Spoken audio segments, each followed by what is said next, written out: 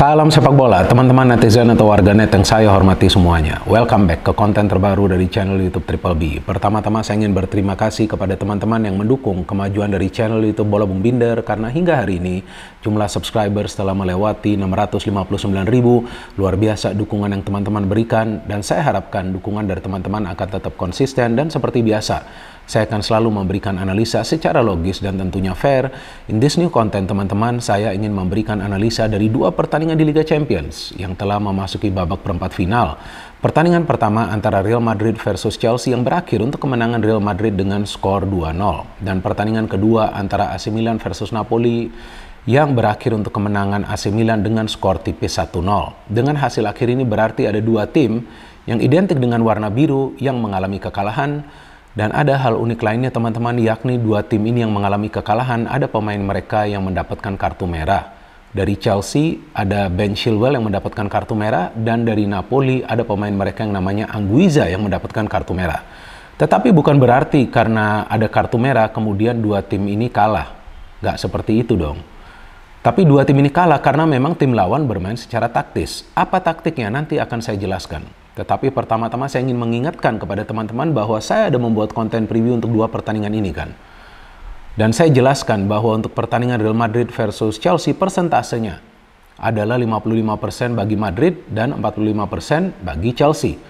Dan saya juga menegaskan bahwa para pemain Real Madrid tidak boleh menganggap remeh Chelsea. Dan ternyata lihat aja tuh, Chelsea yang mendapatkan peluang pertama kan di pertandingan ini. Di menit ke-1 atau menit kedua tuh, ketika Joao Felix mendapatkan umpan dari Kante, hampir saja dia mencetak gol. Tapi pada akhirnya kita melihat bahwa taktik dari Carlo Ancelotti yang membuat Real Madrid mendominasi jalannya pertandingan, dan seharusnya Madrid bisa menang dengan jumlah gol yang lebih banyak. Tapi ya kita lihat bahwa form dari Kepa lagi bagus-bagusnya.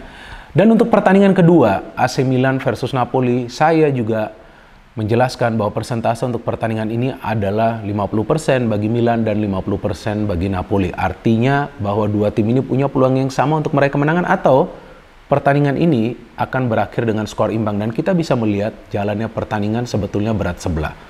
Napoli menyerang terus, Milan hanya bertahan dan mengandalkan counter attack. Tetapi itulah indahnya taktik permainan sepak bola. Pioli memilih bermain bertahan dan mengandalkan counter attack yang sebelumnya juga berhasil. Ketika AC Milan lawan Tottenham Hotspur di dua leg di babak per-8 final. Kan pada saat itu skema permainannya juga mirip. Jadi yang penting di sepak bola itu, teman-teman, adalah hasil akhir. Walaupun faktanya bahwa Mignon menurut saya adalah man of the match karena banyak sekali saves yang dia lakukan. Dan akhirnya Milan bisa keluar sebagai pemenang tanpa kemasukan gol. Pertama-tama, teman-teman, saya ingin memberikan analisa dari pertandingan antara Real Madrid versus Chelsea yang kita tahu adalah ulangan dari pertandingan musim lalu ketika dua tim ini bertemu juga di babak perempat final. Dan saya agak was-was ketika Madrid menjadi tuan rumah. Di first leg ya, saya agak was-was karena nih Madrid tentu akan lebih baik kalau main away aja dulu. Main away, coba untuk mendapatkan hasil akhir yang positif, atau ya jangan kalah banyak, kemudian comeback di Bernabeu. Dan dari jalannya pertandingan, ya kita bisa melihat sih sebetulnya Chelsea yang mendapatkan peluang dulu kan, seperti yang tadi saya katakan. Wow, Felix tuh bisa lepas kawalan kan. Dan saya ngelihat nih Chelsea main bertahan loh di ini pertandingan. Ya memang sih bermain di Bernabeu harus berhati-hati, tapi jarang loh saya melihat Chelsea ini bermain bertahan. Kali ini saya melihat Chelsea bermain bertahan, padahal Frank Lampard ini sudah mengubah formasi kan, mengandalkan skema 3 center back, 3-5-2. Tapi saya melihat 5 pemain di tengah itu seperti nonton. Saya tidak melihat ada pressing yang mereka lakukan. Oke lah, memang di menit pertama mereka bisa bangun counter, hampir mencetak gol. Tapi setelah itu mereka hanya sebagai penonton. Mana pressing-pressingnya gak kelihatan. Maka itu para pemain Madrid yang mengandalkan taktik possession. Jadi kali ini saya melihat Madrid mengandalkan ball possession, teman-teman. Karena ya itu, Chelsea bermain bertahan. Jadi mereka harus lebih sabar lagi membangun serangan. Gak selalu memberikan umpan langsung ke depan, tapi mereka coba untuk proses permainan dulu di tengah. Dan kunci untuk mengalahkan Madrid, apalagi ketika bermain di Bernabeu, itu harus bermain keras lawan Real Madrid. Ekstra agresif, baru bisa menyulitkan mereka untuk mengalirkan bola. Tapi para pemain Chelsea itu bertahan secara dalam dan hanya menunggu. Saya tidak melihat ada pressing yang mereka lakukan, maka itu para pemain Madrid enak banget main bolanya. Ya seperti latihan lah mereka, ya kan, latihan menyerang. Bagaimana sih caranya untuk membongkar pertahanan tim lawan? Seperti itulah kira-kira. Dan juga coba untuk mengantisipasi counter-counter dari Chelsea. Dan kita lihat beberapa kali itu pertukaran passing antara Rodrigo, Vinicius, dan juga Benzema enak banget. saya tidak melihat ada pressure yang diberikan oleh para pemain Chelsea. Maka itu saya bingung kenapa sebelum pertandingan ini, owner mereka, Todd Boehly itu mengatakan bahwa timnya akan menang dengan skor 3-0. Ya artinya Anda ini bercanda atau memang Anda tidak respect ke Real Madrid. Ya beda kalau seandainya Chelsea itu bermain di kandang sendiri. Ini kan bermain di kandang Real Madrid. Anda tamu loh. Harus respect juga dong ke tim tuan rumah. Ya boleh cywar, tapi ini cywar yang menurut saya ini menggelikan gitu. Aneh ini owner. Mungkin dia gak paham timnya itu permainannya lagi buruk. Udah itu udah ada 4 pelatih loh Chelsea musim ini. Ini pelatih yang benar-benar gak berpengalaman, Frank Lampard. Jadi akan lebih baik tentunya rendah hati. Dengan mendengar seperti itu, saya justru semakin senang. Tentu para pemain Madrid akan bermain lebih termotivasi. Ya dong, kan mereka kan diremehkan nih. Dan kita melihat Chelsea itu para pemainnya hanya nonton aja. Babak pertama hanya mendapatkan 2 peluang, babak kedua hanya mendapatkan 2 peluang. That's it. Kepa banyak melakukan saves. Seharusnya Madrid bisa menang lebih dari 2 gol ini. Tapi ya udahlah, yang penting sudah mendapatkan keunggulan 2 gol ya di leg pertama ini. Dan seperti yang tadi saya katakan, ya saya lanjut ya ke analisa pertandingan ya. Bahwa ya Madrid ini bermain enak banget. Dan akhirnya mereka bisa mencetak gol. Nah teman-teman melihat proses mencetak gol dari Madrid ini ketika Carvajal itu mendapatkan bola di tengah. Mana pressingnya? Gak ada. Jadi Carvajal itu enak banget dapat bola. Dia masih bisa scanning, ngelihat ada siapa. Dia memberikan bola kepada Vinicius. Dan ada 3 pemain Chelsea di dalam kotak penalti. 3 back mereka. Tapi mereka juga hanya ngelihat bola. Gak ngelihat bahwa ada Wakhaji, Karim Benzema. Kembaran saya senggol dong. Yang berdiri bebas. Jadi Vinicius tentu ingin mencetak gol karena itu adalah umpan yang manja. Vinicius memberikan sentuhan dengan kakinya, shooting, Kepa bisa save, tapi di sana Karim Benzema tidak terkawal sehingga dia bisa mencetak gol. Unggul 1-0, Madrid lebih gila lagi mainnya walaupun kemudian Chelsea hampir mencetak gol dari Sterling. Kan udah, mereka cuma main counter. Akhirnya Madrid bisa membaca nih skema counter dari Chelsea, udah diblok duluan di tengah. Padahal Madrid ini gak bermain dengan gelandang bertahan loh. Kan gak ada Tchouaméni, Casemiro ya kita tahu lah udah lama gak ada kan di Madrid. Tapi Tchouaméni ini kan gak main.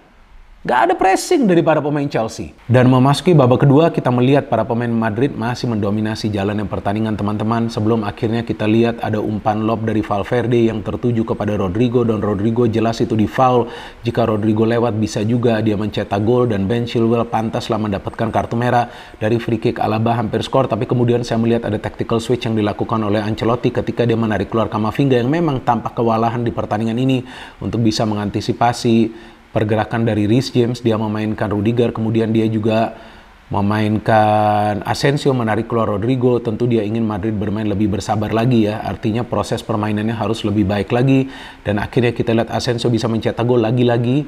Marking atau pressing yang tidak kelihatan dari para pemain Chelsea ketika ada corner dari Modric ke Kroos kepada Vinicius. Vinicius juga enak banget di dalam kotak penalti, bisa ngelihat ada Asensio yang tidak terkawal. Asensio bisa shooting dan menjebol gawang dari Kepa, membuat Madrid meraih kemenangan dengan skor 2-0. Apa yang bisa kita pelajarin dari pertandingan ini?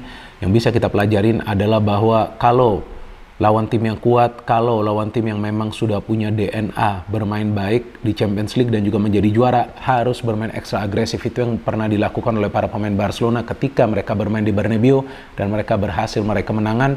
Dan itu juga yang dilakukan oleh para pemain Madrid ketika mereka bermain di Camp Nou pada saat mereka bisa membalikkan keadaan di Copa del Rey babak semifinal second leg lawan Barcelona. Dan yang menarik, ini adalah lineup yang sama yang dipakai oleh Ancelotti, atau dia menurunkan pemain-pemain yang sama di starting lineup seperti yang bermain di pertandingan leg kedua tersebut di Copa del Rey babak semifinal lawan Barcelona. And now to the second match antara AC Milan versus Napoli, yang tadi sudah saya katakan bahwa pertandingan berlangsung berat sebelah karena Napoli menyerang total. Mereka mendapatkan banyak sekali peluang teman-teman, tapi memang form dari penjaga gawang Milan, Mignon, lagi bagus-bagusnya ya, on fire ya. Dan memang si Milan defense-nya ini lemah, maka itu begitu mudah bisa diterobos oleh para pemain Napoli. Dan taktik dari Pioli ini kembali berhasil ya, karena dia mengandalkan taktik ekstra defensif, main counter, bahkan gol mereka hasilkan dari counter, dan mereka bisa menciptakan 3 peluang dari proses counter attack juga. Ini sama seperti ketika mereka bermain lawan Tottenham Hotspur pada saat bermain di London, sama seperti itu juga. Bertahan, main counter, bahkan mereka bisa menciptakan 3 peluang juga di pertandingan tersebut di London dari proses counter. Ketika bermain di Milan juga, Tottenham Hotspur sama seperti itu. Main agak defensif, main counter-counter aja. Dan itu gak salah ya, itu adalah bagian dari taktik. Tapi harus berhati-hati. Karena jika penjaga gawang formnya gak bagus, ya bisa juga akan jebol banyak. Seperti kita lihat di pertandingan dini hari tadi sih memang Mignon formnya lagi bagus. Tapi what happened kalau Mignon tiba-tiba formnya ini menurun? Kan bahaya. Tentu Napoli akan bisa meraih kemenangan dengan mudah. Dan memang kita lihat dari starting lineup ya, Milan menurunkan petarung-petarung ya. Seperti kita tahu di sana ada Krunic, ada juga Benacer ya. Krunic ini kan petarung juga ya. Ada Giroud, jadi striker juga yang dipasang yang bisa bertarung. Kemudian ada Brahim Diaz. Dan saya melihat memang masalah Milan ini di kedua sektor sayap sih. Karena para pemain Napoli terus-menerus menyerang dari kedua sektor sayap tersebut. Dan saya pikir absennya Osimhen ini nggak bisa dijadikan alasan. Kemudian Napoli kalah. Enggak, mereka mainnya sebenarnya sudah menguasai ya jalannya pertandingan. Tapi itu dia finishingnya mereka tuh nggak bisa mereka lakukan terlepas juga dari form penjaga gawang Mignon ini yang lagi bagus. Dan saya melihat para pemain Milan tuh dalam bertahan sebetulnya disiplin sih. Tapi mereka sering kewalahan ketika ada serangan cepat dari para pemain Napoli dari wing, dan sebetulnya para pemain Napoli juga sudah berupaya untuk mencetak gol dari luar kotak penalti, tapi ya itu ketika penjaga gawang formnya lagi bagus akan sulit sekali teman-teman ditaklukkan. Dan saya melihat beberapa kali para pemain Milan berhasil merancang sebuah proses counter yang baik, walaupun di 15 menit pertama jalannya pertandingan ini seharusnya Napoli sudah mencetak gol sih, banyak sekali peluang mereka. Dan memang kita juga melihat banyak pemain dari Napoli yang terlibat dalam proses menyusun sebuah serangan ya teman-teman, karena kan kita lihat Milan ini bertahan. Nah, ketika para pemain dari Napoli dari lini pertahanan juga ikut menyerang, nah itu yang sebetulnya semacam pancingan sih dari para pemain Milan supaya mereka nanti bisa merancang sebuah proses counter yang cepat. Yang akhirnya bisa mereka lakukan ketika Brahim Diaz melakukan pergerakan cepat dengan bola, memberikan umpan kepada Leao, dan Leao memberikan umpan lagi itu sebetulnya kepada Brahim Diaz, tapi sedikit sentuhan saja dari Brahim Diaz dengan kakinya mengarah ke Benacer yang bisa mencetak gol yang indah. Ini gol yang indah karena syutingnya keras dan juga terarah. Unggul 1-0, lebih bertahan lagi Milan. Jadi saya melihat di pertandingan ini Milan hanya bertahan, yang sebetulnya sangat beresiko loh teman-teman.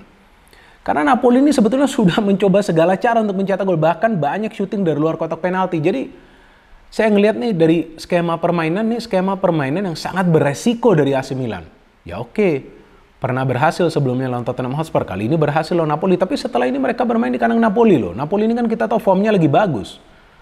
Jadi ya ini harus ada sedikit perubahan juga dari Pioli. Ya oke, bermain bertahan nggak ada salahnya. Tapi pertahanan terus diterobos. Para pemain Napoli bisa menciptakan belasan peluang yang berbahaya di pertandingan ini. Kalau mau main counter attack, harus juga mengandalkan umpan-umpan cepat. Nggak selalu skill individu. Karena sebelumnya juga kita lihat Leao juga hampir mencetak gol dengan skill individunya.